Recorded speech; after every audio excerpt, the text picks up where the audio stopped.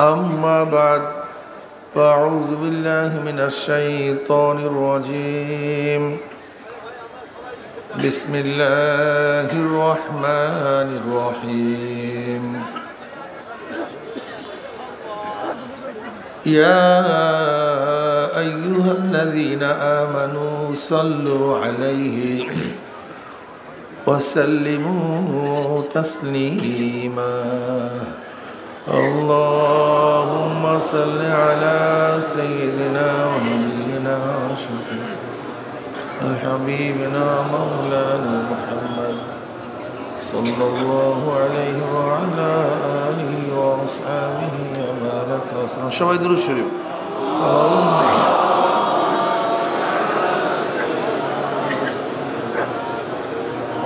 حبيبنا صلى الله عليه وعلى آله وصحبه اللهم صل على حبيبنا مولانا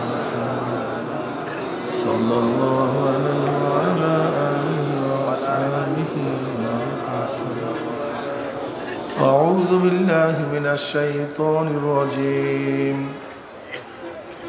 بسم الله الرحمن الرحيم وما أرسلناك إلا رحمة للعالمين صدق الله مولانا العظيم وصدق رسول النبي الكريم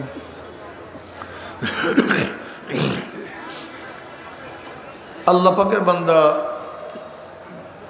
জনাব মুহাম্মদ রাসূলুল্লাহ সাল্লাল্লাহু আলাইহি ওয়াসাল্লামের উম্মতগণ, আল্লাহ পাক রব্বুল আলামিন আপনাকে আমাকে ফিতনা ফাসাদের জমানায় যখন তাম দুনিয়ার থেকে ইসলাম মুসলমানদেরকে মিটিয়ে দেওয়ার ষড়যন্ত্র চলতেছে, তাম দুনিয়ার মধ্যে ইসলাম মুসলমান থাকবে কি থাকবে না এই প্রশ্নের সৃষ্টি হয়েছে।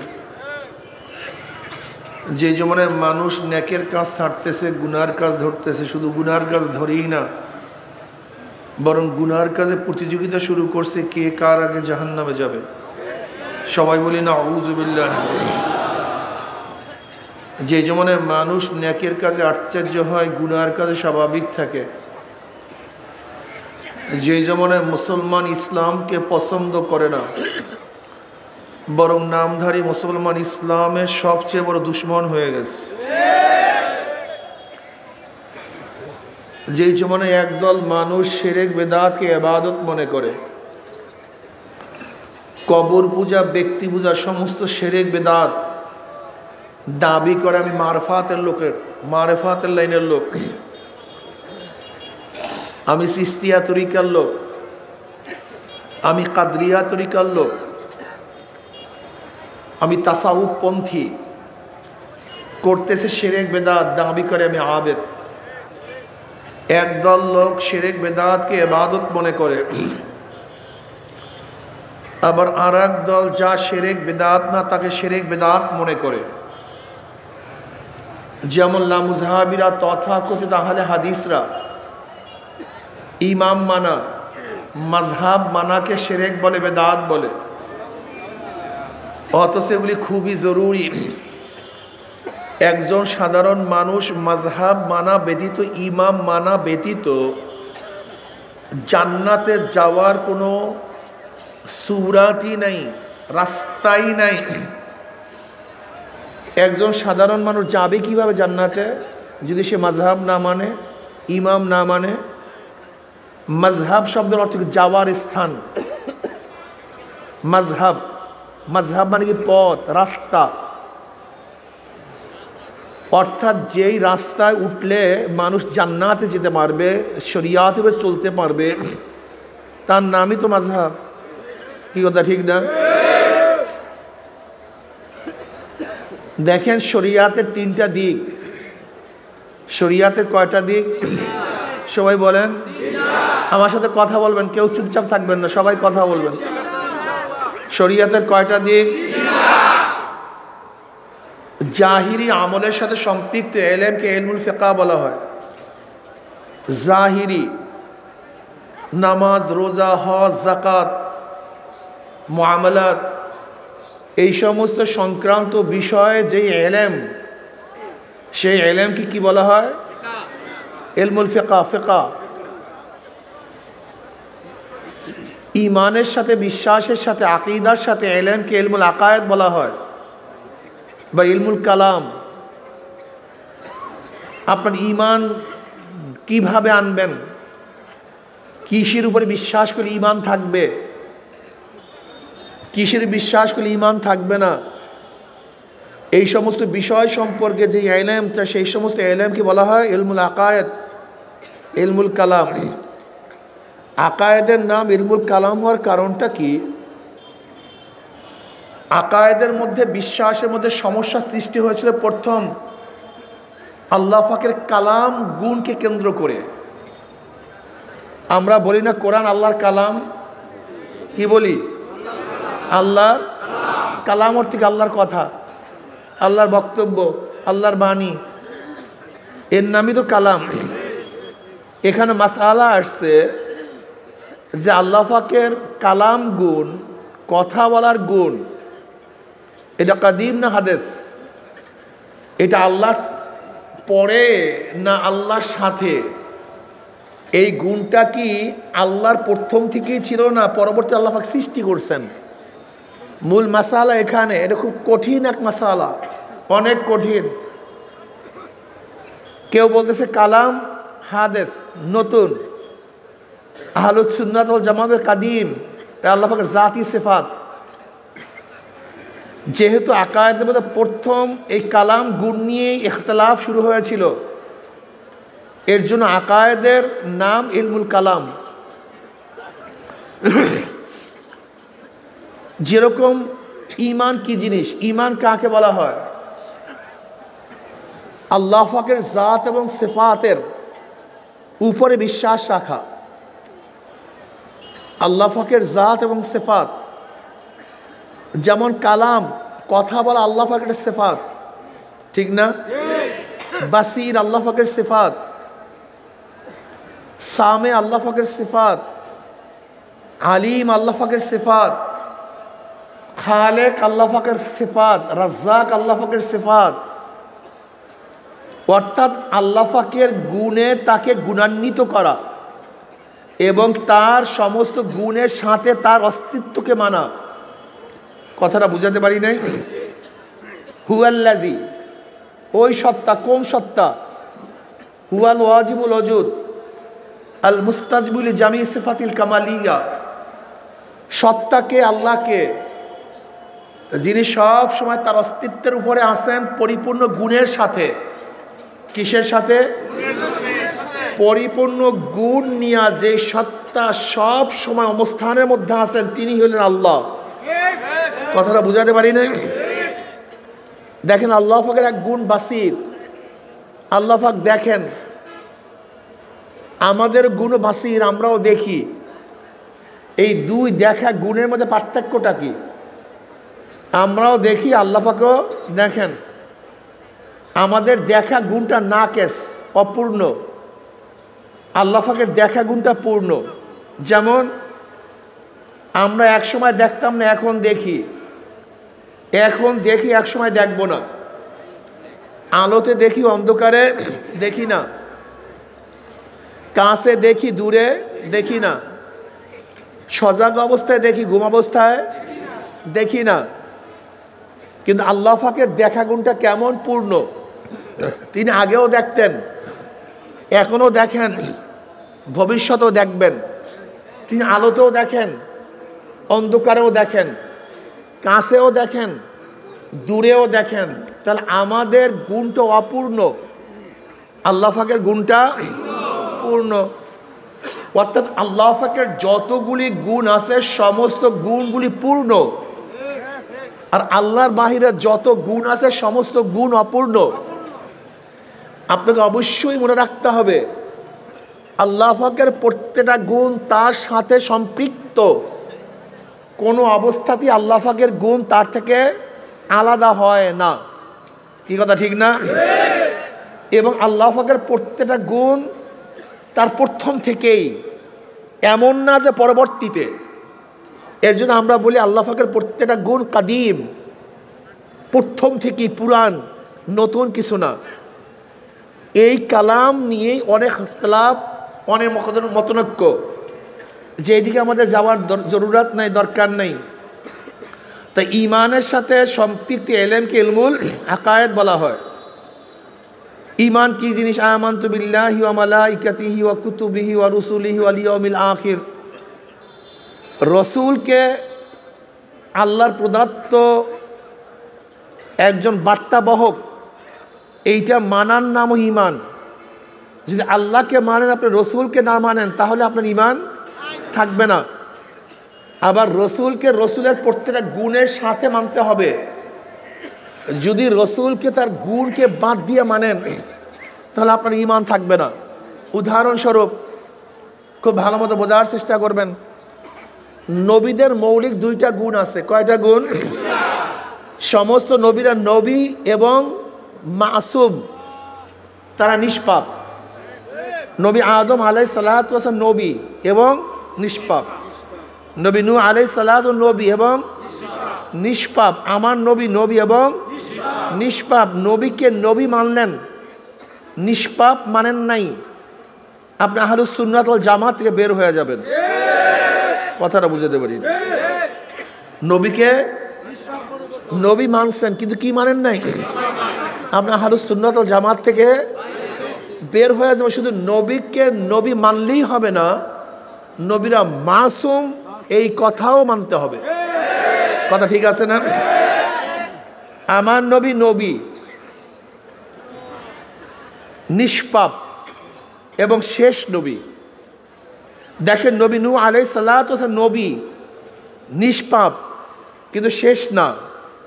নবী ইব্রাহিম আলাইহিস সালাতু ওয়াস সালাম নবী, নিষ্পাপ কিন্তু শেষ না। নবী ঈসা আলাইহিস সালাতু ওয়াস সালাম নবী, মাসুম, নিষ্পাপ কিন্তু আমার নবী নবী, নিষ্পাপ এবং সবাই কথা বলে নাই। কিন্তু কি আপনি তো পুরো খাতা মুড়া দিয়ে ঘুমাই রয়েছেন, ঘটনা কি? কথা বলেন। আমার নবী নবী, নিষ্পাপ এবং কেউ যদি নবীকে নবী মানেন, নিষ্পাপও মানছেন, কিন্তু আমার নবীকে শেষ নবী মানেন নাই, এই গুণে গুণান্বিত করেন নাই, আপনি মোমেন না কাফের? একেবারে ক্লিয়ারলি কাফের। শুধু নবীকে নবী মানলে হবে না, নবীর যে আমার নবীর যে গুণ, তিনি শেষ নবী, এই শেষ নবী তার একটা গুণ, এইটাও মানতে হবে। যদি নবীকে নবী মানেন, মাসুম মানেন, শেষ নবী না মানেন, তাহলে আপনি কাফের। কাদিয়ানীরা আমার নবীকে নবী মানে কি মানে না? কথা বলে না কেন? মাসুম মানে কি মানে না? কিন্তু কি মানে না?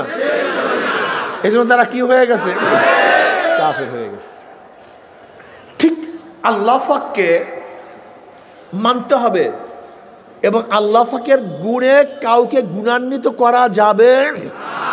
আল্লাহ না করুক, আল্লাহ পাকের গুণে যদি আল্লাহর বাহিরে কাউকে গুণান্বিত করেন, এই কাজটার নাম শিরক।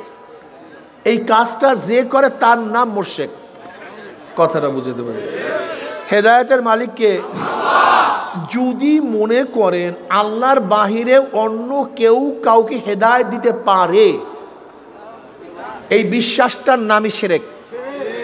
যদি মনে করে জিবরাইল আলাইহিস সালাতু ইচ্ছা করলে কাউকে হেদায়েত দিতে পারে, মিকাইল আলাইহিস সালাতু ওয়াস সালাম পারে, আজরাইল পারে, ইসরাফিল পারে, আদম পারে, নবী নূহ আলাইহিস সালাতু ওয়াস সালাম পারে, নবী ঈসা, এমনকি মনে করেন যদি আমার নবী ইচ্ছা করলে কাউকে হেদায়েত দিতে পারে, এরকম বিশ্বাস যদি কেউ করেন, এই বিশ্বাস করাটার নাম কি ভাই? শিরক। এই কাজটা যে করবে তার নাম মুশরিক। কথাটা ক্লিয়ার বুঝাতে পারি নাই? যদি মনে করেন অমুক ওলি, চরমনাই পিসা হুজুর, সে ইচ্ছা করলে কাউকে হেদায়েত করতে পারে, কথা বলে না কেন? এই ধারণার নাম কি? হ্যাঁ, যে এই ধারণা করবে, ক্লিয়ার কাট বুঝবেন, ইমানকে ঠিক রাখবেন। আল্লাহ পাকের গুণে কাউকে গুণান্বিত করা যাবে না, আল্লাহর বাহিরে আল্লাহর গুণে কাউকে গুণান্বিত করা যাবে না। এখন প্রশ্ন করতে পারেন, হুজুর হেদায়েতের মালিক আল্লাহ, তো এখানে এত কষ্ট করব কেন? এই নিশিনের মধ্যে, এই ঠান্ডার মধ্যে এত কষ্ট করতে যাব কেন? একটা প্রশ্ন আছে কি নাই? প্রশ্নের জবাব একেবারে সহজ, কোনো কঠিন না, সবাই জানেন কিন্তু বুঝেন না। যেরকম ধরে না, সুস্থ করার মালিক কে? ডাক্তারের কাছে গেলেন কেন? ওসিলা। ঔষধ খাইলেন কেন? ওসিলা। রেজেকের মালিক কে? চাষ করলেন কেন? ব্যবসা করলেন কেন? চাকরি করলেন কেন? হেদায়েতের মালিক কে? এখানে আসছেন কেন? আলেমদের কাছে যান কেন? বয়ান শোনেন কেন? মাশাআল্লাহ, ওসিলা। আর আল্লাহ পাকের নিজামটাকে ওয়ালান তাজিদা লিসুন্নাতিল্লাহি তাবদীলা, এটা আল্লাহ পাকের নিজাম, নিয়ম। দেখেন আল্লাহ পাক রব্বুল আলামিন গোটা মাখলুকাতকে চালাবার জন্য দুইটা নিয়ম বাতাইছেন। কয়টা নিয়ম? আল্লাহ পাকের গোটা মাখলুকাত দুই ধরনের সৃষ্টি এবং দুই হুকুমে চলতে থাকে। একটা আওয়ামেরে তাকবীনি আর একটা আওয়ামেরে তাশরীঈ। আওয়ামেরে তাকবীনি সৃজন, আল্লাহ পাকের সৃষ্টিকুল, আল্লাহ পাক কীভাবে চালান, আসমানকে আল্লাহ পাক কীভাবে উঠাইছেন, সূর্যকে আল্লাহ পাক কীভাবে চালাইতেছেন, তারকাগুলোকে আল্লাহ পাক কীভাবে সেটিং করছেন, বাতাসকে আল্লাহ পাক কীভাবে শীতের দিন উত্তরে নেন, গরমের দিনে দক্ষিণে নেন, জোয়ারের সময় এত বিপুল পরিমাণের পানি সাগরের মধ্যে কিভাবে ফ্লো সৃষ্টি করে, এর পাম্পিং কে করে, এর প্রেসার কে দেয়, কথাটা বুঝাতে পারি না, বিশাল ব্যাপার স্যাপার না? আল্লাযী খালাকা সাবআ সামাওয়াতিন তিবাকা মা তারা ফি খালকির রহমানি মিন তাফাউত ফারজিল বাসারা হাল তারা মিন ফুতুর সুম্মা রজিল বাসারা কাররাতাইনি ইয়ানকালিব ইলাইকাল বাসারু খাওয়াসিয়াও ওয়া হুয়া হাসির। আল্লাহ পাক তফকায় আসমানগুলি কীভাবে সৃষ্টি করেছেন, হাজারো মাসালার মধ্যে আছে, এগুলি কিভাবে আল্লাহ পাক চালান। আল্লাহ পাকের সমস্ত মাখলুকাত চালাবার ব্যাপারে আল্লাহ পাক একটা নীতি ব্যবহার করেন। কয়টা নীতি? কোন বলেন? কি? ফাইয়াক কুন। আসমানকে বলছে কুন, ওট, আসমান জানে বলতে সেট হয়ে গেছে। আল্লাহুল্লাযী রাফা'আস সামাওয়াতি বিগাইরি আমাদিন তারাউনাহা, ওই সত্তা যিনি এত বড় আসমানকে বিনা খুঁটি উঁচা করিয়া ফেলাইছে, যা তোমরা দেখতে আস। দুনিয়ার চেয়ে 13 লক্ষ গুণ বড় সূর্যটাকে আল্লাহ কিভাবে চালাতেছেন, এই চালাবার পদ্ধতিটা কি? কোন চল ধাম ধাম চলতেছে। এতগুলি তারকাকে আল্লাহ কিভাবে সেটিং করছেন বলেন? কিভাবে? কথা বলেন একসাথে, করে নাকি? এরা কি জাহেল টাহেল নাকি? একসাথে না বললে তো বয়ান হবে না। পদ্ধতি কি? কোন, বাস কাজ শুরু হয়ে গেছে, ঠিক না? এগুলো হল আওয়ামের তাকবীনি, যেগুলো কুনের আওতাধীন, ঠিক না? আর আওয়ামের তাশরীঈ, আওয়ামের তাশরীঈ বা তাকলিফি। তাশরীঈ বলা হয় ওই সমস্ত আহকাম, নিয়ম, যে আহকামগুলি আল্লাহ পাক রব্বুল আলামিন নবীদের মাধ্যমে তার বান্দাদের উপর নাযিল করেন, প্রেরণ করেন। যে আহকামগুলি মানা এবং না মানা সম্পূর্ণ বান্দাদের ইচ্ছা। কাদের ইচ্ছা? বান্দা ইচ্ছা করলে মানতেও পারে, এখানেই মাসালা খুব কঠিন। বান্দা ইচ্ছা করলে মানতেও পারে, বান্দা ইচ্ছা করলে নাও মানতে পারে। যদি আদেশগুলি মানে এবং বান্দা নিষেধগুলি অমান্য করে, না মানে, তাহলে বান্দা কি হয়ে যায়? মোমেন, মুত্তাকিন, আবিদিন, সলিহিন, কানিতিন, ওলি, গাউস, কুতুব, বিভিন্ন আওসাফ, বিভিন্ন গুণানে গুণান্বিত হয়ে বান্দা জান্নাতে চলে যায়। আবার আদেশ সমূহ যদি বান্দা পালন না করে আর নিষেধ সমূহ যদি বান্দা বর্জন না করে, বন্দা কাফের, মুশরিক, জালেম, ফাসিক, মুনাফিক, বিভিন্ন গুণে গুণান্বিত হয়ে বন্দা জাহান্নামে চলে যায়। এই হুকুমগুলির নাম কি? শরীয়ত। বলেন কি? এগুলি কাদের মাধ্যমে নাজিল হয়েছে? আপনার কথা না বললে কিন্তু এই জাহেলের সামনে বয়ান করবো না ভাই। এই আপনি ওরম বলছেন গাই মিয়া, ঠিক মতো বল, এটা ক্লাস চলতেছে, ঠিক মতো বল, সবাই জেহান ঠিক করেন। কাদের মাধ্যমে নাজেল হয়েছে? কাদের উপরে নাজেল হয়েছে? হ্যাঁ, নবীদের উপরে। খুব ভালো বয়ান হয়েছে নাম্বার। কাদের উপরে নাজেল হয়েছে? এগুলি মানা এবং না মানা কাদের ইচ্ছা? কাদের ইচ্ছা? সম্পূর্ণ বন্দাদের ইখতিয়ার, সম্পূর্ণ বন্দার ইচ্ছা। বন্দা ইচ্ছা করলে মানতেও পারে, ইচ্ছা করলে নাও মানতে পারে। যদি বন্দা মানে তাহলে জান্নাত, না মানলে জাহান্নাম। কথা ঠিক না? এই শরিয়াতের তিনটা সাইড, যেই কথাটা বললাম এইমাত্র। বাহ্যিক আমলের সাথে সম্পৃক্ত এলেমকে ইলমুল ফিকহ বলা হয়, বিশ্বাসের সাথে এলেমকে ইলমুল আকায়েদ বলা হয়, আর বাতিনি আমলের সাথে, গোপন আমলের সাথে সম্পৃক্ত এলেমকে ইলমে তাসাউফ, ইলমে বাতেন, ইলমে মারিফাত। কথা ঠিক না? এইগুলি বলা হয়। এগুলি সবই শরিয়াতের অংশ। কিসের অংশ? ফিকহ, আকীদা, তাসাউফ, এগুলি সব কিসের অংশ ভাই? সব শরিয়াতের অংশ। এখন কেউ যদি মনে করেন হুজুর আমি শরিয়াত মানি না, মারেফাত মানি, আবার কেউ যদি বলেন হুজুর আমি মারেফাত মানি, শরিয়াত মানি না, গাধা, তুমি শরিয়াত বুঝোই নেই।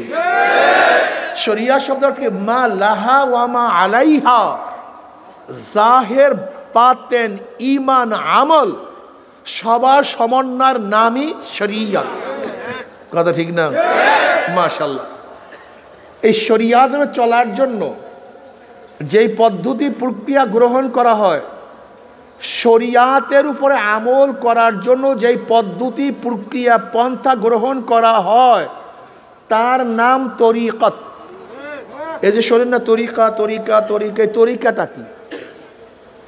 তরিকা শরিয়াতের আমল করার জন্য একটা পদ্ধতি, যেন শরিয়াতের আমল করা যায় সহজে। বুঝাতে পারি নাই। এবার আসেন মাসালা। ওলামায়ে কেরাম, তোলাবায়ে ইলম, এবার খুব ভালো মতো শুনবেন, এই কথা হৃদয়ঙ্গম করবেন। তরিকত কিসের জন্য জানি? শরিয়াতের উপরে চলার জন্য, আমল করার জন্য, ঠিক না? এর দরকারটা কি ছিল? হ্যাঁ, শরিয়াতের উপরে চলার জন্য তরিকতের রাস্তা যদি না ধরেন আপনি ঠিক মতো শরিয়াতে চড়তে পারবেন? উদাহরণস্বরূপ উদাহরণ দেব, দেখেন জনাব মুহাম্মদ রাসূলুল্লাহ সাল্লাল্লাহু আলাইহি ওয়াসাল্লাম উম্মে হানি রাদিয়াল্লাহু তাআলার ঘরে গেলেন। উম্মে হানি রাদিয়াল্লাহু তাআলা বললেন, ইয়া নবী আল্লাহ, ইয়া রাসূলুল্লাহ, বুড়া হয়ে গেছে, বৃদ্ধা হয়ে গেছে, সারা রাত্রে ইবাদত করার মতো আর সুযোগ নাই, শক্তিও নাই, এমন কিছু আমলের কথা বলে দেন যেন যে আমলগুলি সহজে করে আল্লাহর নৈকট্য লাভ করতে পারি। নবী আলাইহিস সালাতু ওয়াস সালাম বললেন না সাল্লাল্লাহু আলাইহি ওয়াসাল্লাম, উম্মে হানি তুই প্রতিদিন 100 বার সুবহানাল্লাহ পড়ো। কতবার? হ্যাঁ, লাভটা কি? ইসমাইল আলাইহিস সালাতু ওয়াস সালামের বংশের 100 গোলাম আজাদ করলে যেই পরিমাণের সওয়াব, এই পরিমাণের সওয়াব হয়ে যাবে। উম্মে হানি 100 বার আলহামদুলিল্লাহ পড়ো। আল্লাহর রাস্তায় জিহাদের ময়দানে 100 ঘোড়া দান করলে যেই সওয়াব, এই পরিমাণের সওয়াব হয়ে যাবে। উম্মে হানি 100 বার আল্লাহু আকবার পড়ো। আল্লাহর রাস্তায় 100 উট দান করলে যেই পরিমাণের সওয়াব, এই পরিমাণের সওয়াব হয়ে যাবে। উম্মে হানি তুমি 100 বার লা ইলাহা ইল্লাল্লাহ পড়ো, আসমান জমিনের খালি জায়গা সব নেকে ভরে যাবে। এই হাদিস কি ওলামায়ে কেরাম জানেন না? তোলাবারা জানে। কিন্তু আজকে যদি প্রশ্ন করি 100 বার সুবহানাল্লাহ আলহামদুলিল্লাহ আল্লাহু আকবার কে কে পড়ছেন? আরে আপনারা হাত তুলিয়েন না, কথা আগে বুঝেন। যদি বলি কে কে পড়ছেন, দেখবেন যারা তরিকার উপরে আছে তারা ঠিকই হাত তুলতে পারবে, কিন্তু যারা তরিকার মধ্যে নাই তারা হাত তুলতে পারবে না। এর জন্য তরিকা মানে জানা না, তরিকা মানে জানা না, তরিকা মানে যা জানছি, যা আমার জানা আছে, সেই কাজগুলি কেন করতে পারি না, সেই কাজগুলি যেন সহজে করতে পারি, এর জন্যই তরিকা। দেখেন, ইরশাদ নামাজ সম্পর্কে ওলামায়ে কেরাম জানে, আওয়াবিন সম্পর্কে ওলামায়ে কেরাম জানে না তা না, কিন্তু আজকে যদি হাত তুলতে বলি যে আওয়াবিন নামাজ কে কে পড়ছেন, দেখবেন অধিকাংশ ওলামায়ে কেরাম হাত তোলাবারা পারবে, কিন্তু যারা তরিকাতপন্থী, তরিকার লাইনে আছে, তারাই হাত তুলতে পারবে। তার মানে তরিকা হলো শরিয়াত আমল করার জন্য। তুমি কেন বুঝো না? রশিদ আহমদ গঙ্গুই রহমতুল্লাহ আলাইহি ফকিহুন নফস, হাফিজুল হাদিস, তিনি বুখারী মুসলিম সহ সমস্ত সিয়াসতের কিতাবগুলি বছরের শুরুর থেকে শেষ পর্যন্ত একাই পড়াতেন, তার ইলমের কোনো কমতি ছিল না। এই রশিদ আহমদ গঙ্গুই রহমতুল্লাহ আলাইহি হাজী সাহেব রহমতুল্লাহ আলাইহির কাছে বয়াত কেন হয়েছিলেন? জানার জন্য নয়, বরং যা জানেন তার উপরে কিভাবে আমল করতে পারে তার জন্যই তরিকার মধ্যে উঠছেন। হুজ্জাতুল ইসলাম কাসেম নানদুর রহমতুল্লাহ আলাইহি জানেন কত বড় আলেম, বুখারীর শেষ 5 পারার যিনি হাসিয়া লিখছেন, কাসেম নানদুর রহমতুল্লাহ, হুজ্জাতুল ইসলাম, ইমামুল মান্তাক মামলুক আলী সাহেব রহমতুল্লাহ আলাইহি, উভয় সাথী রশিদ আহমদ গঙ্গোহী এবং কাসেম নানদুর রহমতুল্লাহ আলাইহুমা, এরা উভয় মামলুক আলী সাহেব রহমতুল্লাহ আলাইহির শাগরাদ। যদিও রশিদ আহমদ গঙ্গোহী রহমতুল্লাহ আলাইহি বয়সে একটু বড় ছিলেন, এই দুই হাম সবক ওই হাজী ইমদাদুল্লাহ মুহাজির বক্কি রহমতুল্লাহ আলাইহির কাছে বয়াত কেন হয়েছিলেন? কিতাব জানার জন্য নয়, তারা অনেক জানেন, কিন্তু হাজী সাহেব রহমতুল্লাহ বয়াত হয়েছিলেন যা জানেন তারপরে আমল করার জন্য। হাকিমুল উম্মত আশরাফ আলী থানভী রহমতুল্লাহ আলাইহি, আল্লাহ পাক তাকে এত মেধা, এত প্রজ্ঞা, এত জ্ঞান দান করছেন। আমার ধারণা যদি তিনি কিয়ামত পর্যন্ত হায়াত পাইতেন আর কিয়ামত পর্যন্ত লিখতে থাকতেন, তাহলে কলমের কালি শেষ হয়েছে, কিন্তু তার ইলম এবং প্রজ্ঞা শেষ হইতো না। আল্লাহ পাক এত জ্ঞান তাকে দান করছেন। এই আশরাফ আলী থানভী রহমতুল্লাহ আলাইহি হাজী সাহেব রহমতুল্লাহ আলাইহি বয়াত গ্রহণ করেছেন জানার জন্য না। কিসের জন্য না? জানার জন্য না, বরং যা জানেন তার উপরে, এর নামই তরিকা। রিয়া হারাম সমস্ত আলেমরা জানে, কিন্তু রিয়ার মুক্ত হতে পারে না। কিবর হারাম সমস্ত উলামায়ে কেরাম জানে, কিন্তু মুক্ত হতে পারে না। হুব্বে হারাম সবাই জানে, মুক্ত হতে পারে না। কথা ঠিক না? এই জানা জিনিসের উপরে কিভাবে আমল করা যায়, সাধনা করা যায়, এর জন্য এর নামই হলো তরিকা। এখন বলেন তরিকার দরকার আছে কি নাই? কিসের জন্য তরিকার দরকার? মাশাআল্লাহ মাশাআল্লাহ। আপনি কি দেখেন না হাজারো আলেম দাড়ি ছাটে, দাড়ি কাটে, সে জানে দাড়ি ছাটা, দাড়ি কামানো হারাম, কিন্তু পারতেছে না। কিন্তু হাজারো সাধারণ মানুষ যারা ইলম অর্জন করে নাই, কিন্তু তরিকার লাইনে আসার পরে তাদের চেহারার মধ্যে দাড়ি উঠিয়ে গেছে, কান্নার মধ্যে হাজারো ফজিলাত আছে, ওলামায়ে কেরাম জানে, কিন্তু চোখে পানি আসে না। কিন্তু হাজারো তরিকাতপন্থী আছে, হাত তোলার সাথে সাথে চোখে থেকে পানি ঝরঝর করে পড়তে থাকে। তরিকা বোঝেন নাই? তরিকা কি জিনিস? পর্দা ফরজ, হাজারো ওলামায়ে কেরাম জানে না তা না, কিন্তু কোনো অবস্থাতেই পর্দা করতে পারে না। কিন্তু তরিকাতপন্থী হাজারো মানুষ, অত বড় আলেম না, জানুয়া না, কিন্তু তারা পর্দার মধ্যে আলহামদুলিল্লাহ এমন ভাবে লিপ্ত হয়ে গেছে, জীবন গেল তারা বেপর্দা হয় না। পরের মাল খাওয়া হারাম, হাজারো মানুষ জানে, ওলামায়ে কেরাম জানে, কিন্তু হারাম থেকে বাঁচতে পারে না। কিন্তু তরিকাত লাইনের সাধারণ গরিব মানুষ তরিকায় আসার পরে জীবন গেল 1 লক্ষ হারাম পেটের মধ্যে ঢুকায় না। তরিকা বুঝাইতে পারতেছি? তরিকা কি জিনিস? এর নাম তরিকা। লোভ লালস হারাম জানে কিন্তু ফিরাতে পারে না, কিন্তু তরিকার উপর ওঠার পরে দেখা যায় লোভ নাই, অন্তরটা আল্লাহর দিকে ফিরায় রাখে, এটা জরুরি। সবাই জানে কিন্তু অন্তরটা আল্লাহর দিকে ফিরাতে পারে না। কিন্তু হাজারো তরিকাত পন্থিক লোক আছে, তাদের হালাত এরকম অবস্থা, ফাইনামা তু আল্লু ফাসাম্মা ওয়াজহুল্লাহ, যে এই দিকে তাকায় মাওলা। এর নাম তরিকা। বুঝাইতে পারছি? এখন তরিকার দরকার আছে কি নাই? এই তরিকত এবং শরিয়াত চলার পরে, এই তরিকত এবং শরিয়াত চলার পরে আল্লাহ পাকের মাখলুকাতের বহুত গুরু রহস্য অন্তরের মধ্যে জাগ্রত হয়। আল্লাহ পাকের মাখলুকাতের বহুত গুরু রহস্য। আল্লাযী খালাকা সাবা সামাওয়াতিন তিবাকা মা তারা ফি খালকির রহমানি মিন তাফাউত ফারজিল বাসারা হাল তারা মিন ফুতুর। দেখ তো আমি আসমান যে সৃষ্টি করেছি এর মধ্যে কোনো ভুল আছে কিনা। ফারজিল বাসারা হাল তারা মিন ফুতুর।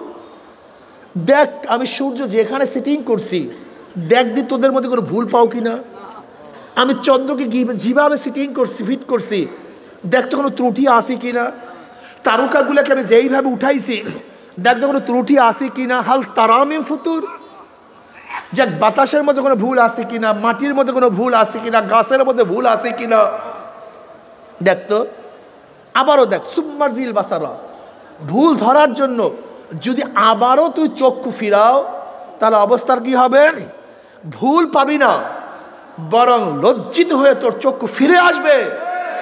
কিন্তু আমার মাখলুকাত মধ্যে কোনো ভুল নাই, কোনো ত্রুটি নেই। এই শুরু হয়ে গেছে আল্লাহ পাকের মাখলুকাত নিয়ে গবেষণা করা। আল্লাহ কি কফি আনফুসিকুম আফালা তুবসিরুন। আমি তো তোর মধ্যেই আছি, তুই দেখোস না কেন? দেখতো আমি তোকে কিভাবে বানাইছি, তোর চক্ষু আমি কিভাবে বানাইছি, তোর কান, তোর নাক, তোর জবান, তোর চেহারা, তোর হাড়, তোর লাংস। হাল তারা মিন ফুতুর। দেখ এর মধ্যে কোনো ভুল আছে কিনা। নাই, কোনো ভুল নাই। এই শুরু হয়ে গেছে আল্লাহ পাকের মাখলুকাত নিয়ে গবেষণা করতে করতে হাকিকত পেয়ে গেছে। কি পেয়ে গেছে? হাকিকত। এইটার নাম হাকিকত। তরিকত, শরিয়ত, হাকিকত। এই হাকিকত, তরিকত এবং শরিয়ত চলার পরে এবার আল্লাহ পাকের আওসাফ, আল্লাহ পাকের গুণের বহুত গুরু রহস্য অন্তরের মধ্যে জাগ্রত হয়, তার নাম মারেফত।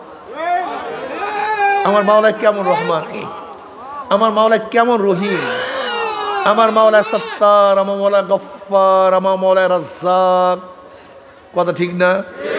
এই শুরু হয়ে গেছে আল্লাহ পাকের সিফাত নিয়ে গবেষণা করা। আল্লাহ পাক খালেক, আল্লাহ পাক মালিক। এই বাস আল্লাহ পাকের গুণের হাজারো গুরু রহস্য অন্তর মধ্যে জাগ্রত হয়, তখন অবস্থা কি মারেফাত, সে পরিচয় লাভ করছে। কার পরিচয় লাভ করছে? আল্লাহর পরিচয় লাভ করছে। এই মারেফাত যখন অর্জিত হয় তখন মানুষের তফকা বাড়তে থাকে। কি বাড়তে থাকে? তফকা বাড়তে থাকে। তখন তফকা কোথায় গিয়া পুষে? বেলালে হাবশি রাদিয়াল্লাহু তাআলা আনহু, গোলাম জাত গোলাম, নিজেও গোলাম, বাবায় গোলাম, দাদায় গোলাম, 1 টাকার মালিক না, কালো কুচ্ছিত, কিন্তু মাওলার প্রেমে পড়িয়া ঈমান আনার পরে, ইবাদত করার পরে আল্লাহ পাক তার তফকা, তার মর্যাদা কেমন বাড়ায়া দিছে। বেলালে হাবশে হাটে জমিনের মধ্যে, পায়ের আওয়াজ আরশের মধ্যে।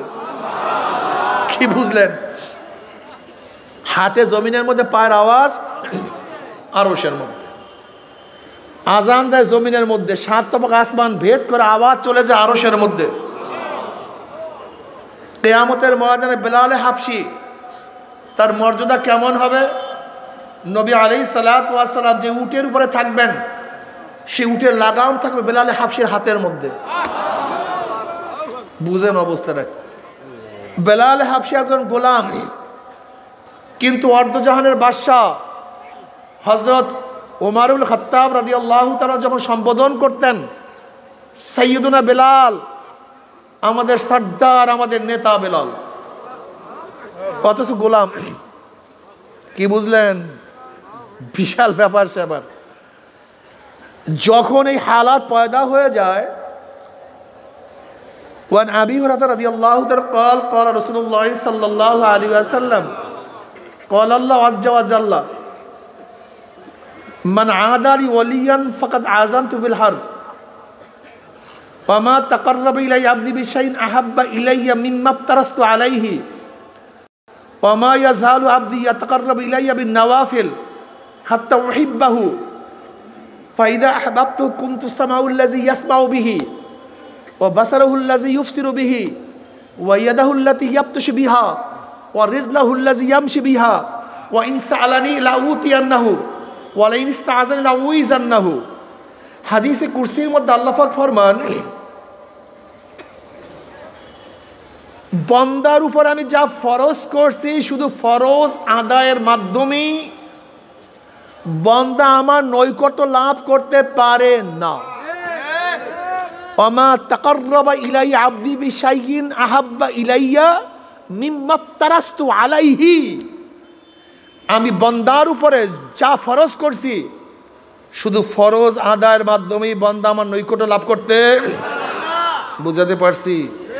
ওমা ইয়াজালু আবদি ইয়াতাকাররাবু ইলাইয়া বিন নওয়াফিল, বরং বান্দা নফল ইবাদত করতে করতে আমার নৈকট্য লাভ করে।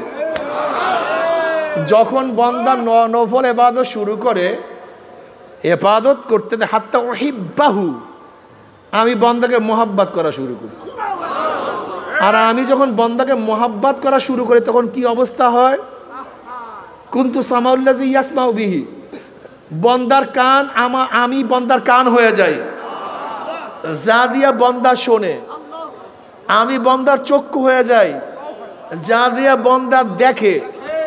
আমি বান্দার হাত হয়ে যাই, যা দিয়া বান্দা ধরে। আমি বান্দার পাও হয়ে যাই, যা দিয়া বান্দা চলে।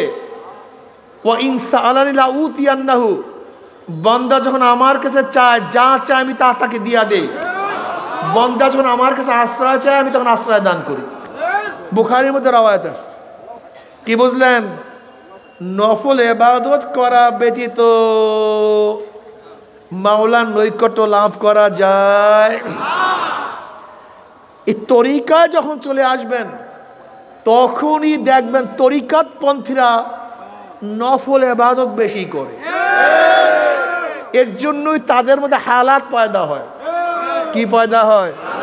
হালাত মানে অবস্থা, এক এক অবস্থা, এক এক অবস্থা, কবজ বাস্ত, বিভিন্ন হালাত আছে। এই হালাতের মাধ্যমে বান্দা আস্তে আস্তে আস্তে, এগুলি সিঁড়ি। হালাত কি? সিঁড়ি। এই সিঁড়ির মাধ্যমে বান্দা আস্তে আস্তে উপরের দিকে উঠতে থাকে। উঠতে উঠতে উঠতে উঠতে আল্লাহর একেবারে কাছে চলিয়া যায়। যখন আল্লাহ পাকের কাছে চলিয়া যায়, বান্দাকে আল্লাহ পাক মোহাব্বত করা শুরু করে। এবার বান্দার অবস্থাটা কি হয়? বান্দার চক্ষু আল্লাহর চক্ষু হয়ে যায়, যা দিয়া বান্দা দেখে। এই ব্যাপারই নবী আলাইহিস সালাতু ওয়াস সালাম, ইত্তাকু আন ফিরাসাতিল মুমিন ফাইন্নাহু ইয়ানজুরু বিনুরিল্লাহ, মুমিনের বিশেষ নজর থেকে বাঁচিয়া থাকো। তারা নিজের চর্ম চক্ষু দিয়া দেখে না, তারা মাওলার নূর দিয়া দেখে। বুঝতে পারিনি। এখন এটা আপনি বুঝবেন কিভাবে? আপনি তো এই হালাতের মধ্যেই নাই। যেরকম প্রাইমারি লেভেলের ছাত্রকে মাস্টার্সের ক্লাসের পড়া পড়াইলে সে কিছুই বুঝবে না, ঠিক মারেফতের লাইনের লোক যারা উচ্চ তবকায় চলিয়া গেছে তাদের হালাতও কেউ বুঝবে না। তাদের অবস্থা কেমন হয়? তারা যেই দিকে তাকায় সেই দিকে দেখে আমার মাওলা। ফাইনামা তুআল্লু ফাসাম্মা ওয়াজহুল্লাহ ওয়া হুয়া মাকুম আইনামা কুনতুম ওয়াফি আনফুসিকুম আফালা তুবসিরুন। এ আমার যুবক বাবারা, আমার মুরব্বী বাবারা, পর্দারা মা বোনেরা, দুনিয়ার থেকে একদিন বিদায় হইতেই হবে, মাওলার দরবারে যাইতেই হবে। কোন উপায় নেই গোলাম।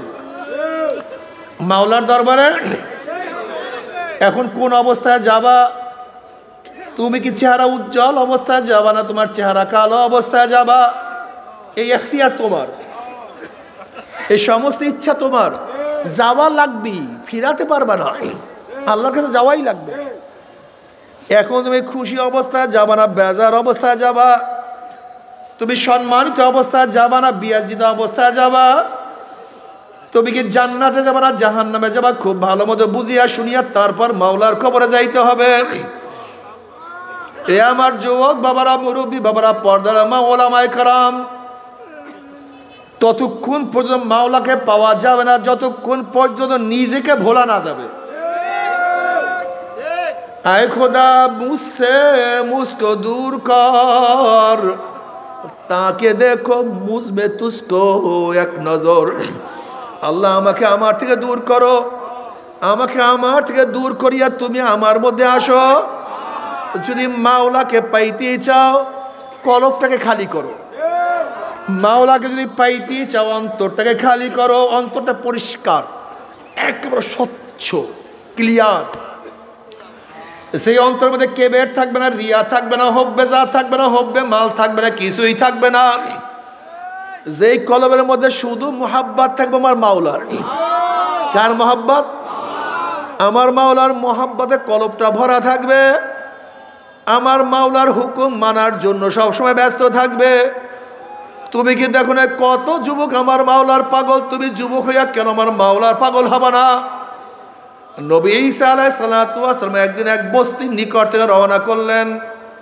এক যুবক ঈসা আলাইহিস সালাতু ওয়াস সালাম দেখিয়াই চিনিয়া ফেলাইছে। যুবক বলছে, আল্লাহর নবী ঈসা, আপনি আল্লাহর কাছে দোয়া করেন মাওলা যেন তার মুহাব্বতের এক অণু পরিমাণ মুহাব্বত আমাকে দান করে। ঈসা আলাইহিস সালাতু ওয়াস সালাম, যুবক, আল্লাহ পাকের এক অণু পরিমাণ মুহাব্বত তুমি সহ্য করতে পারবা না। এবার যুবক বলতে আছে, আল্লাহর নবী ঈসা তাহলে অর্ধ অণু পরিমাণ মুহাব্বতের দোয়া করেন। ঈসা আলাইহিস সালাতু ওয়াস সালাম আল্লাহর কাছে দোয়া করেন, মাওলা হে, তুমি এই যুবককে তোমার মুহাব্বতের অর্ধ অণু পরিমাণ মুহাব্বত দান করো। ঈসা আলাইহিস সালাতু ওয়াস সালাম দোয়া করিয়া চলিয়া গেলেন। অনেকদিন পরে ঈসা আলাইহিস সালাতু ওয়াস সালাম বস্তির নিকটে আসার পরে তার খেয়াল পড়ছে যেই যুবকের জন্য অর্ধ অণু পরিমাণ মুহাব্বতের দোয়া করছিলাম সেই যুবকের অবস্থাটা কি। গ্রামবাসী এখানে প্রশ্ন করে, যুবক কোথায়? গ্রামের সবাই বলছে, যুবক তো অনেক আগেই গ্রাম ছাড়িয়া চলিয়া গেছে। কোথায় গেছে জানি না। অনেক খোঁজাখুঁজি করার পরে ঈসা আলাইহিস সালাতু ওয়াস সালাম যুবকের সন্ধান পান না। এবার মাওলার কাছে বলে, মাওলা রে, যে যুবকের জন্য অর্ধ অণু পরিমাণ মুহাব্বতের দোয়া করলাম সেই যুবকের সাথে সাক্ষাৎ করতে চাই। আল্লাহ পাক বলেন, যাও অমুক পাহাড়ের মধ্যে সেই যুবক আছে, তুমি গিয়া তার সাথে সাক্ষাৎ করো। এবার ঈসা আলাইহিস সালাতু ওয়াস সালাম পাহাড়ে গিয়া দেখেন যুবক একটা পাথরের উপর দাঁড়াইয়া আসমানের দিকে তাকাইয়া কার সাথে যেন কথা বলতে আছে। মজা মারিয়া কথা বলে, মনে হয় যেন কথা বলে আবার শোনে, সে বলে সে শুনতে আছে। এবার ঈসা আলাইহিস সালাতু ওয়াস সালাম সালাম দিন, আসসালামু আলাইকুম, আমি ঈসা। কিন্তু যুবক সালামের জবাব দেয় না। আবারও সালাম দেয়, আসসালামু আলাইকুম, আমি ঈসা। যুবক সালামের কোনো জবাব দেয় না। আবার বলে, আসসালামু আলাইকুম, আমি ঈসা। যুবক সালামের জবাব দেয় না। এবার আমার মাওলা ডাক দিয়ে বলে, ঈসা রে,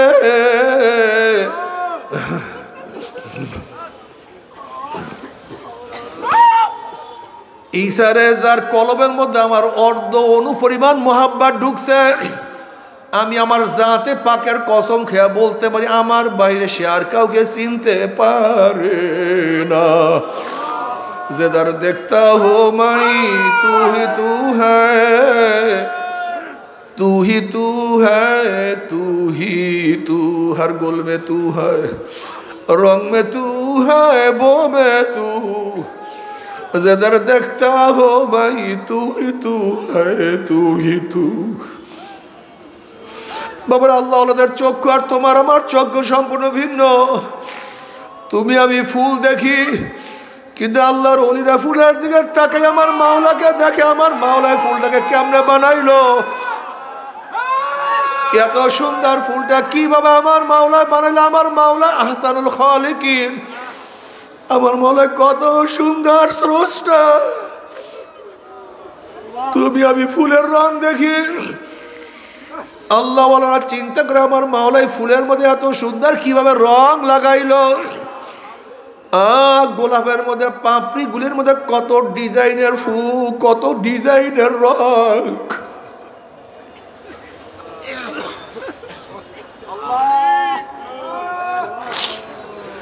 এক এক ফুলের মধ্যে এক এক ডিজাইন, কে এত ডিজাইন করলো? গোলাপের মধ্যে এক ধরনের ঘেরান, হাসনারা ভিন্ন ঘেরান, রজনীগন্ধা অন্য ঘেরান। এই ফুলের মধ্যে ঘেরান কিভাবে ঢুকাইলো? কে ঢুকাইলো? এত সুন্দর তুমি আমি ঘেরান নেই, এখানে মাওলার পরিচয় পাই না, ঘেরান নিয়ে আনন্দিত হই। আর আল্লাহ ওয়ালারা ফুল হাতে নিয়ে চিন্তা করে আমার মাওলা हरवारा के दफ्तरी इस्मारे फाते किरदेगार बाबारे तुम्हार चोख और आमार चोख और अल्लाह वालादेर चोख एक ना।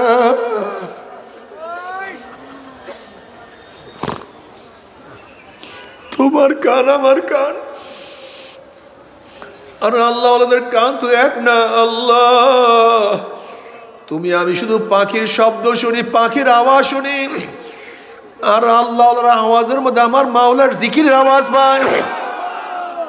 কুল্লুন কদ আলেমা সালাতাহু ওয়া তাসবিহাহু, প্রত্যেকটা মাখলুক আমার মাওলার জিকির করে।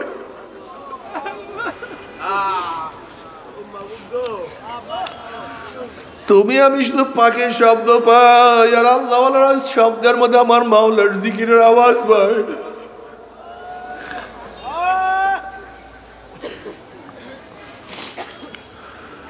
এ যুবক বাবারা, আমার মুরব্বী বাবারা, তুমি কি আল্লাহর অবস্থা দেখো না? তাদের হালাত কি, তাদের অবস্থা কি কত সুন্দর, সারাদিন ফেকের মধ্যে থাকে, চিন্তার মধ্যে থাকে। যেরকম কম্পাসের কাঁটা তুমি যতই ঝাড়কিন দাও না কেন, আবার দেখবা কম্পাসের কাঁটা উত্তর দক্ষিণ হয়ে গেছে। যতই তুমি নাড়াও না কেন, আবারও দেখবা কম্পাসের কাঁটা সে উত্তর দক্ষিণ হয়ে গেছে। ঠিক আল্লাহ ওয়ালাদের কলব যতই ঝাড়কিন দাও না কেন, তাদের কলবটা মাওলা মুখী হয়ে থাকে। তাদের কলব সব সময় মাওলার ফেকের। আমার মাওলাই কই, আমার মাওলাই কই বাবারে।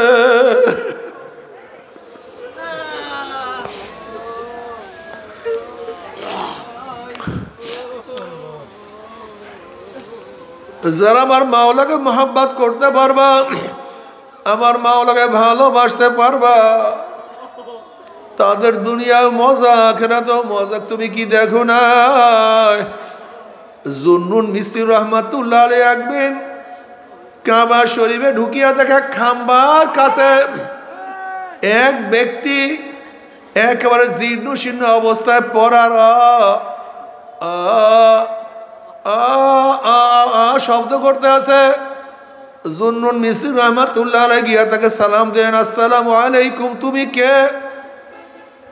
তিনি সালামের জবাব নিয়ে বলতে আছেন, আমি একজন আশিক, প্রেমের বিরহ বেদনা আমার এই অবস্থা, প্রেমের যন্ত্রণা আমি এই অবস্থায় হালাতে পড়িয়া আছি। এবার ওই ব্যক্তি জুন্নুন মিস্ত্রি রহমাতুল্লাহ আলাইহি বলেন, তুমি কে? বলে আমিও আশিক।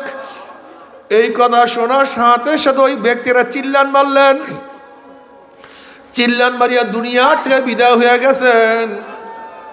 জুন্নুন মিস্ত্রি রহমাতুল্লাহ আলাইহি চিন্তা করলেন, কি হইল, আল্লাহ ফাকরি কি খেলা? এবার জুন্নুন মিস্ত্রি রহমাতুল্লাহ তার জন্য কাপড়ের কাপড় আনার জন্য রওনা করলেন। কাপড়ের কাপড় নিয়ে আসার পরে দেখে সেই ব্যক্তি আর সেখানে নাই। এবার জুন্নুন মিস্ত্রি রহমাতুল্লাহ বলেন, সুবহানাল্লাহ, ব্যক্তি কোথায় গেল? এবার গায়েব থেকে আওয়াজ আসলো, ফি মাকআদে সিদকিন ইনদা মালিকিন মুক্তাদির। হে জুন্নুন মিস্ত্রি, আমার এই বন্দাকে বহুত কিছু আকর্ষণ করার চেষ্টা করছে, দুনিয়ায় বারবার ধরার চেষ্টা করছে, দুনিয়ার রৌনক তাকে আকৃষ্ট করার হাজারো চেষ্টা করছে, কিন্তু কিছুতে তাকে আকৃষ্ট করতে পারে না। আমার মোহাব্বতে পড়িয়া জীর্ণ শীর্ণ অবস্থায় পড়িয়া আছে, আর সারাদিন কলবের মধ্যে আমার মোহাব্বতের যন্ত্রণা নিয়েই পড়িয়া থাকতো। এখন তুমি তাকে জানাজা পড়াবার জন্য কাপন পরাবার জন্য আনছো। আমি সেই সুযোগ আর দুনিয়ার কাউকে দেখি নাই, সে তো এখন আমার দরবারে চলে আসছে। বাবার আশেকরা যেই অবস্থায় থাকে সেই অবস্থায় তাদের মজা।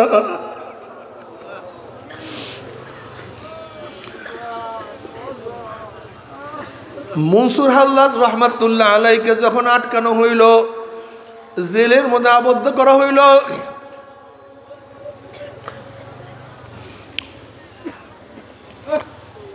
আল্লামা শিবলি রহমাতুল্লাহ আলাই তার নিকট থেকে রওনা করলেন। এবার শিবলি রহমাতুল্লাহ আলাই বললেন, মনসুর, মুহাব্বত কাকে বলে? মনসুর হাল্লাজ রহমাতুল্লাহ আলাই বললেন, না, আজকে আমি জবাব দেব না, আগামীকাল জবাব দেব। মনসুর হাল্লাজ রহমাতুল্লাহ আলাইকে যখন পরের দিন শুলে চড়াবার জন্য নিয়ে যাওয়া হইতেছিল, তখন জুনায়েদ রহমাতুল্লাহ আলাইকে ডাকিয়া মনসুর হাল্লাজ রহমাতুল্লাহ আলাই বললেন, ও জুনায়েদ, তুমি গতকালকে প্রশ্ন করেছিলাম মোহাম্মদ কাকে বলে? শোনো, গতকালকে আমি প্রশ্নের জবাব দেইনি, আজকে মোহাম্মদের সংজ্ঞা শুনো। মোহাব্বতের স্টার্টিং, প্রথম ইফতেদা হলো জ্বলন, কলিজার মধ্যে জ্বলন সৃষ্টি হয়। আর মোহাব্বতের শেষ হলো মাহবুবের জন্য, মাশুকের জন্য আত্মত্যাগ করা, জীবনকে বিসর্জন দেওয়ার নাম হলো মোহাব্বত। প্রথমটা আমার অবস্থা এরকম হয়েছিল, ইফতেদা ইশকা হ্যায় রোতা হয় কিয়া, আগে আগে চলতে দেখো হোতা হয় কিয়া। প্রথম কলিজার মধ্যে জ্বলন সৃষ্টি হয়েছিল, এখন মাহবুবের প্রেমে পড়িয়া তার সাথে মোলাকাত করার জন্য রওনা করছি। আত্মত্যাগ না করিয়া কেউ আসলে প্রকৃত আশেক হইতে পারে না রে বাবা। যদি মাওলার আশেক হইয়া মাওলার প্রেমে পড়িয়া কবরে যাইতেই পারো, কবরটা জান্নাতের বাগিচা হইয়া যাবে। আশেকারা রোজে মাহশার বা কিয়ামত কারেনিস, আশেকারা জুস্তামাশা ইজামালো ইয়ারেনিস। কিয়ামতের ময়দান আশেকদের অবস্থা কেমন হবে? কিসের কিয়ামতের ময়দান, কিসের মিজান, কিসের পুলসিরাত? আশেকদের কোনো খবর থাকবে না, আমল নামার খবর তাদের থাকবে না। তারা বলবে, আমার মাওলাই কই, আমার মাওলাই কই, আমার মাওলাই কই। আল্লাহ, আশেকের অবস্থা এরকম হবে, তারা আমার মাওলাকে দেখার জন্য ব্যতিব্যস্ত হয়ে যাবে, আমার মাওলার প্রেমে এমনভাবে মত্ত হয়ে যাবে, এক সেকেন্ডের মধ্যে পুসরাত পাড়ি দিয়ে আমার মাওলার জান্নাতে চলিয়া যাবে। জান্নাতের মধ্যে জান্নাতীরা আনন্দ ফুর্তির মধ্যে লিপ্ত হয়ে যাবে।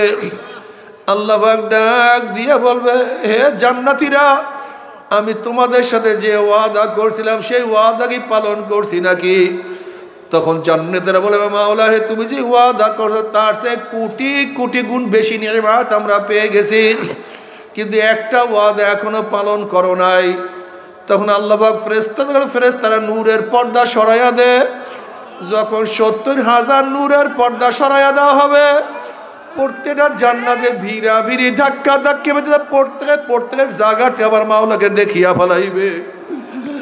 আমার মাওলাকে দেখার সাথে সাথে সমস্ত জান্নাতের সেজদার মধ্যে পড়িয়া যাবে।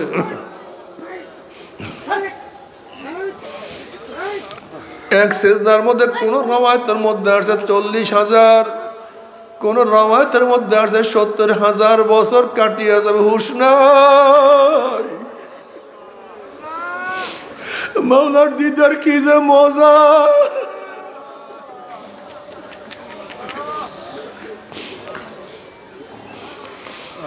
মান আহাব্বা লিকা আল্লাহ আহাব্বা আল্লাহু লিকাহু ওয়া মান কারিহা লিকা আল্লাহ কারিহা আল্লাহু লিকাহু।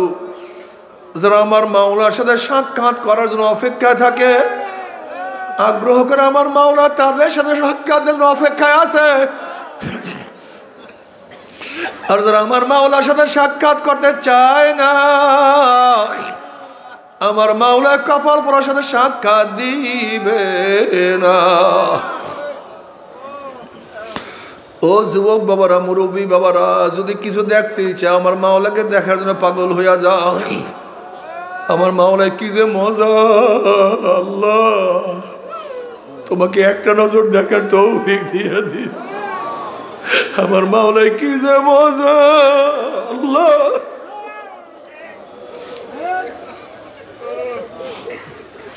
हर तमन्ना दिल से रुखसत हो गई, हर तमन्ना दिल से रुखसत हो गई, अब तो आजा, अब तो खिलवत आ गई। मौला है सब आशा आकांक्षा दूर करছি, তুমি একটু আসো, তুমি একটু ধরা দাও, তোমার বান্দাকে একটু ধরা।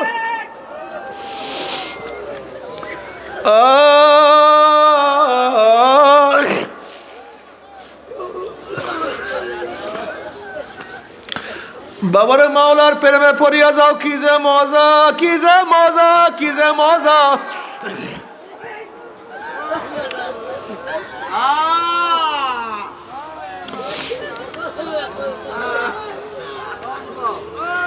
जन्नत दो जोग से यार आप क्या करो, आरज़ू है मैं तुझे साथ देखा करो। আল্লাহ জান্নাত জাহান্নাম নিয়ে আমি কি করব? আমি চাই তোমাকে। রাবিয়া বসরি রহমাতুল্লাহি আলাইহা একদিন এক হাতে আগুন আর এক হাতে পানি নিয়ে দৌড়াইতে আছে। লোকেরা প্রশ্ন করে, রাবিয়া তুই কোথায় যাও, তুমি কোথায় যাও? তোমার এক হাতে পানি আর এক হাতে আগুন কেন? রাবিয়া বসরি রহমাতুল্লাহি আলাইহা বলেন, আমি আগুন দিয়ে মাওলার জান্নাতকে জ্বালাইয়া দেব, আর পানি দিয়ে আমার মাওলার জাহান্নামকে নিভাইয়া দেব। আমি দেখবো লুবির দলেরা কিসের আশা আমার মাওলার ইবাদত করে, আমি দেখবো ভিতুর দলেরা কিসের ভয় আমার মাওলার ইবাদত করে। আমার মাওলার প্রেমে পড়িয়া তোরা আমার মাওলার ইবাদত করে না। আল্লাহ বলে কলবের মধ্যে তোমার মহব্বত দিয়ে দাও। মাওলা তোমাকে ধরা কোনোদিন সম্ভব না। যেরকম বাচ্চা ওয়া ওয়া ওয়া ওয়া করে, কিন্তু মা দুধ না দিলে বাচ্চা ইচ্ছা করে মায়ের দুধ পান করতে পারে না। ঠিক বন্দার কাজ হলো ওয়া ওয়া আল্লাহ আল্লাহ আল্লাহ। ওরে মাওলাকে ডাকো আল্লাহ, মাওলাকে শুধু ডাকো আর মাওলাকে ডাকতে থাকো। যেরকম মায়ের বুকের সাথে বাচ্চার আওয়াজের মধ্যে এমন সম্পর্ক, বাচ্চা যখন ওয়া ওয়া ওয়া ওয়া করতে থাকে, মাওলার মোহাব্বত, মায়ের মোহাব্বত আমার জোশ মারা শুরু করে। বাচ্চা ওয়া ওয়া ডাকে আর মাওলা মায়ের মোহাব্বতের মধ্যে জোয়ার সৃষ্টি হয়। ওই বাচ্চার আওয়াজের সাথে মায়ের বুকের সাথে এমন সম্পর্ক সহ্য করতে পারে না। উপরে আসছে কেন?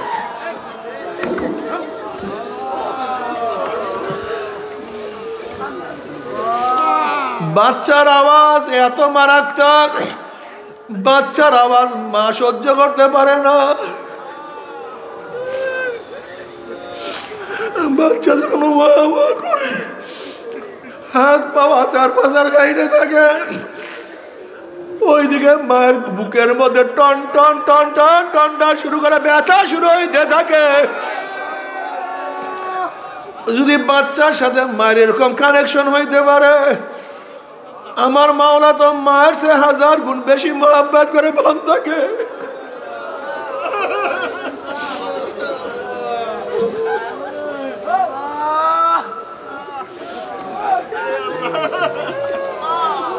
আমার মাওলা তো বান্দাকে কোটি কোটি গুণ বেশি মহব্বত করে। বান্দা যখন আমার মাওলাকে ডাকা শুরু করে, আমার মাওলা হাদিসে কুরসির মধ্যে ফরমান, আনা ইনদা যন্নি আবদি বি ওয়া আনা মাহু ইয যাকারানি ফাইন যাকারানি ফি নাফসি যাকারতু ফি নাফসি ওয়া ইন যাকারানি ফি মালাইন যাকারতু ফি মালাইন খায়রুম মিনহুম ওয়া ইন তাকাররাবা ইলাইয়া শিবরান তাকাররাবতু ইলাইহি যিরাআ ওয়া ইন তাকাররাবা ইলাইয়া যিরাআন তাকাররাবতু ইলাইহি বাআ ওয়া ইন আতানি ইয়ামশি আতাইতুহু হারওয়ালাতান। বান্দা যখন আমার মাওলাকে ডাকে, আমার মাওলার কুদরতি পরাণের মধ্যে জোশ মারা শুরু করে, আমার মাওলা জোশ মারা শুরু করে। যখন বান্দা ডাকে আল্লাহ, আমার মাওলা ডাক দিবে লাব্বাইকা আবদি, বান্দা তুই বল আমি তোর কাছেই আছি। ওয়ানা মাহু ইয যাকারানি, বান্দা তুই যখন জিকির করে আমি তখন তার সাথী হইয়া যাই। আনা জালিসুম মান যাকারি, বান্দা তুই যখন জিকির শুরু করিস আমি তখন কুদরতি তোর পাশে বসিয়া যাই। বান্দা তুই কি দেখো না, তুই যখন আমার দিকে হাঁটিয়া হাঁটিয়া আসতে থাকো, আমার রহমত দৌড়াইয়া গিয়া তোকে কোলের মধ্যে টানিয়া নেয় রে বান্দা। বান্দা কই, ওরে বান্দা তুই আমাকে কেন ডাকো না, বান্দা তুই আমার কাছে কেন আসো না, ও বান্দা তুই আমাকে কেন সেজদা করো না, বান্দা আমি কি অন্যায় করলাম, বান্দা আমার সামনে কেন দাঁড়াও না রে বান্দা আমি কি অন্যায় করলাম, ও বান্দা তুই আমার হুকুম কেন মানো না রে বান্দা। বান্দা রে বান্দা আমি কি কালামে পাকের মধ্যে বলি নাই, কুল ইয়া ইবাদিয়াল্লাযীনা আসরাফু আলা আনফুসিহিম লা তাকনাতু মির রাহমাতিল্লাহ ইন্নাল্লাহা ইয়াগফিরুয যুনুবা জামিআ। বান্দা তুই শিরক করছো, কুফরি করছো, অন্যায় অবিচার করছো, জুলুম করছো, হাজারো গুনাহ করছো, পাহাড় সমতুল্য গুনাহ করিয়া ফেলাইছো, সাগরের পানি পরিমাণ গুনাহ করছো। ওরে বান্দা গোটা দুনিয়ার গাছের পাতা পরিমাণ গুনাহ করছো রে বান্দা, কিন্তু আমার রহমতের চেয়ে বেশি গুনাহ করতে পারো নাই। ওরে বান্দা তোকে ধাক্কাইতে ধাক্কাইতে শয়তান জাহান্নামের কিনারায় নিয়ে গেছে। বান্দা ওই জাহান্নামের কিনারা থেকে আমি মাওলাকে ডাক দে আল্লাহ, ওই জাহান্নামের কিনারা থেকে আমাকে ডাক দে আল্লাহ। বান্দারে জাহান্নামের কিনারা থেকে আমি মাওলাকে আল্লাহ বলিয়া ডাক দিলে আমি তোর হাত কানা খপ করে ধরিয়া ফেলাবো, আমি তোকে ধরিয়া জান্নাতে নিয়ে যাবো রে বন্ধু।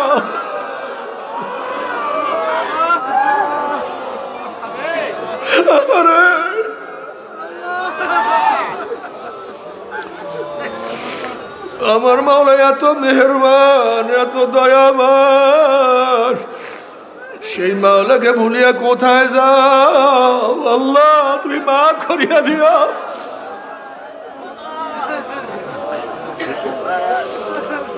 ও চরমুনায় মুজাহিদরা, যারা মুজাহিদ হইছ, মুরিদ হইছ, খবরদার নফস এবং শয়তান কিন্তু পাবে, নফস এবং শয়তান ধরিয়া বসবে, তোমাকে গ্রাস করিয়া ফেলাইবে, নিজেদের মধ্যে বিচ্ছেদ সৃষ্টি করবে, নিজেদের মধ্যে কলহ সৃষ্টি করবে, মানামানির অভাব থাকবে, সহ্য করতে পারবে না। ও মুজাহিদ তুমি খেয়াল করো, প্রথম যখন মুজাহিদ ছিলাম তখন কলবের হালত কত সুন্দর ছিল, প্রথম যখন তুমি মুরিদ হয়েছিল তখন তোমার কলমের হালাত কত সুন্দর ছিল। একটু চিন্তা করিয়া দেখো কি যে তখন কলমের মজা, সেই অবস্থা এখন আর নাই, আল্লাহ মাফ করিয়া দেয়।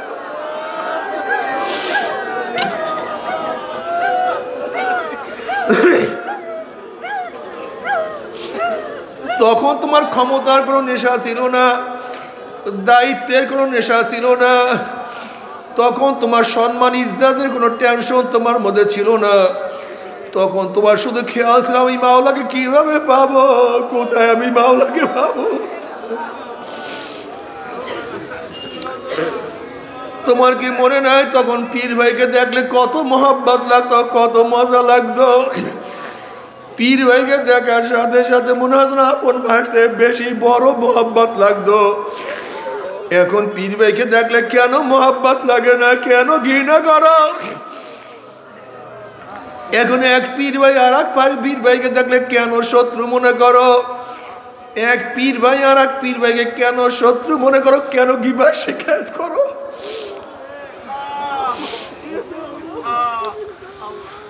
তুমি নিজেকে বলতে পারো না, আর নিজেকে না বলা পর্যন্ত আমার মাওলাকেও কিন্তু পাওয়া যাবে না। এর জন্য তো দোয়া করা, খোদা মুঝসে মুঝকে দূর কর, আল্লাহ আমাকে আমার থেকে দূর করিয়া দাও। আমি কে যেন আমি না জানি, আমি কে আমার যেন খবর না থাকে, শুধু আমি জানি আমি তোমার গোলাম, আমি তোমার মাগলুব,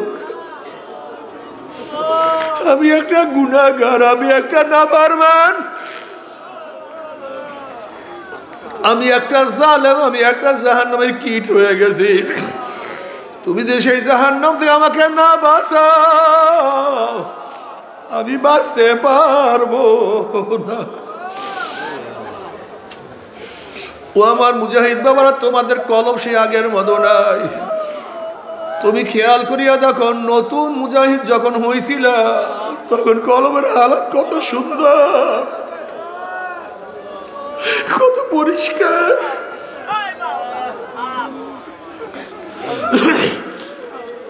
তোমার কি সেই দিনগুলি মনে পড়ে না যে তুমি একজন হালকা জিকির ছাড়া থাকতে পারতা না? তোমার কি সেই দিনগুলি মনে পড়ে না? তুমি সবক বাদ দিলে মনে হয় কি হারাইয়া ফেলাইছো?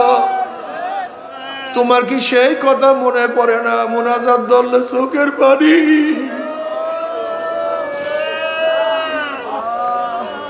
তোমার কি সেই কথা মনে না? কলবটা সবসময় ভাঙ্গা ছিল, আনা এন্দা মুনকাসিরাতিল কুলুব। তোমার কলব কত ভাঙ্গা ছিল, তুমি নিজেকে নিজে কত অপরাধী মনে করতা, কিন্তু সেই হালাত এখন তোমার কেন নাই? আমি তো গুমরাহ হয়ে গেছি, আমি তো ধ্বংস হয়ে যাইতে আছি। আমার এই সমস্ত দায়িত্ব ভাই তো কিছু না, যদি মাওলাকে না নিয়ে কবরে যায় আমার তো উপায় থাকবে না। আল্লাহ না করুক তরিকার যে জিম্মা আমার উপর আসছে যে আমি আদায় না করি, তা আল্লাহর কাছে কি জবাব দেব? এত বড় জিম্মা আমি তো আদায় করতে পারলাম না। আগে তোমার কাছে জিম্মা আসলে তুমি কত বিপদ মনে করতা, এখন নিজেরা লবিন করিয়া তারপর জিম্মা নাও, ক্ষমতা নাও। আরে তুমি দিন বোঝো না, তুমি দিন থেকে অনেক দূরে চলিয়া গেছো রে বাবা। ও মুজাহিদ বাবারা, আগের মতো আবারও হও, কলবটাকে মাওলার দিকে ঝুঁকাইয়া দাও, দুনিয়ার মোহাব্বত দূর করিয়া ফেলাও, হালকা জিকিরগুলি তাজা করো।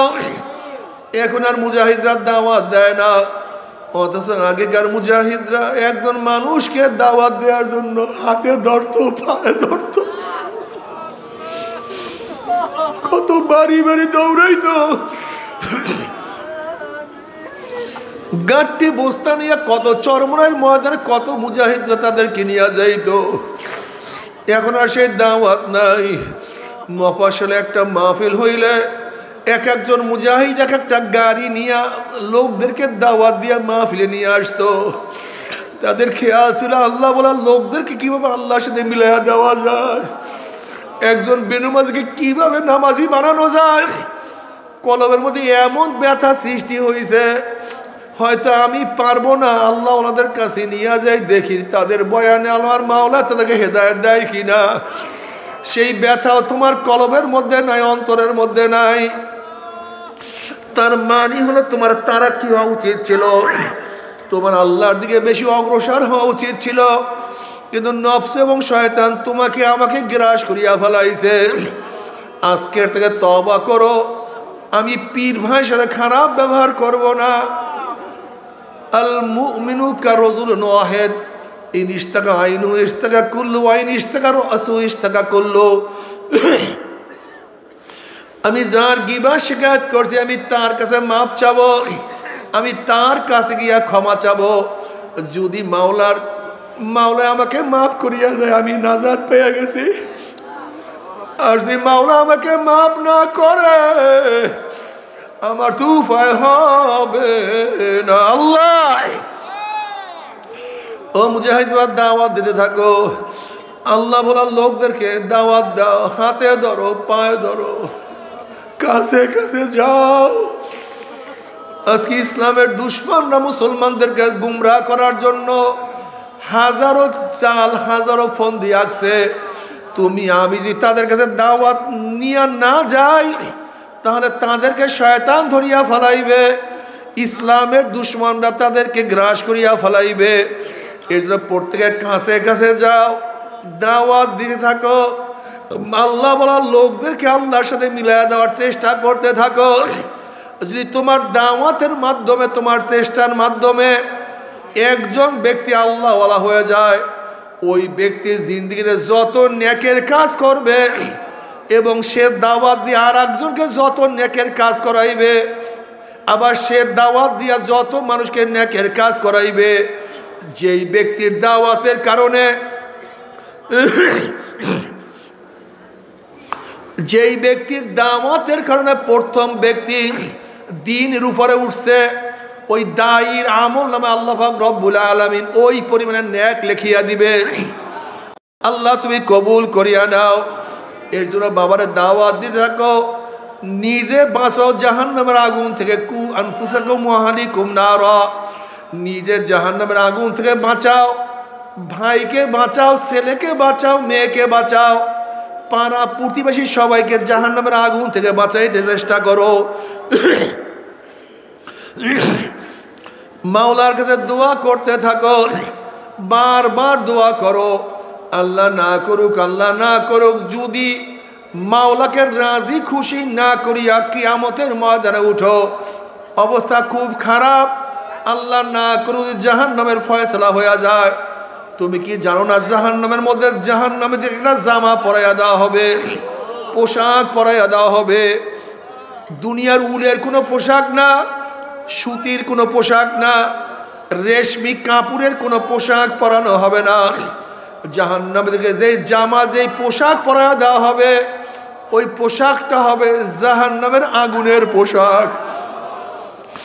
যখন জাহান্নামের আগুনের পোশাক পরাইয়া দেওয়া হবে, জাহান্নামী দুই হাত দিয়া পোশাক ছেঁড়ার চেষ্টা করবে, ব্যর্থ চেষ্টা করবে, পোশাক ছেড়তে পারবে না, সহ্য করতে পারবে না। ওই পোশাক জাহান্নামের গায়ের গোশত চামড়া পুরাইয়া সব সারকার করিয়া ফেলাইবে। আল্লাহ তুমি আমাদের সবাইকে মাফ করিয়া দাও। তবে মুমিন মুসলমান বলতে সবাই মনে চায় গুনার থেকে ফিরিয়া নেক আমল করিয়া মাওলার জান্নাতে কিন্তু সবাইরই যাইতে মনে চায়। গুনাহ নিয়া মাওলার জাহান্নামে কাউরি কিন্তু যাইতে মনে চায় না। কিন্তু কেনই বা আমরা নেক আমল করতে পারি না, কেনই বা গুনার কাম ছাড়তে পারি না? এর মূল কারণ হলো আপনার এবং আমার পিছনে নফস এবং শয়তান লাগিয়া রয়েছে। এই নফস এবং শয়তান থেকে ফেরার জন্য যে কোনো একজন হক্কানি আল্লাহর ওলির হাতে হাত দিতে হবে রে বাবা। খবরদার, বর্তমান জমানায় পীর মুরিদের নামে ভেজাল, ব্যবসা, দলাদলি, হিংসা, হাসাদে পরিণত হয়ে গেছে। সমস্ত আল্লাহর ওলির একমত, যেই পীরের 5 জন মুরিদের মধ্যে কমপক্ষে 3 জনকে দেখবা আলহামদুলিল্লাহ সুন্নাত মাফিক আমল আখলাক মজবুত হয়ে যাইতে আছে, গুনার কাম ছাড়তে আছে, নেকের আমল ধরতে আছে, কলম নরম হইয়া চোখে পানি আসতে আছে।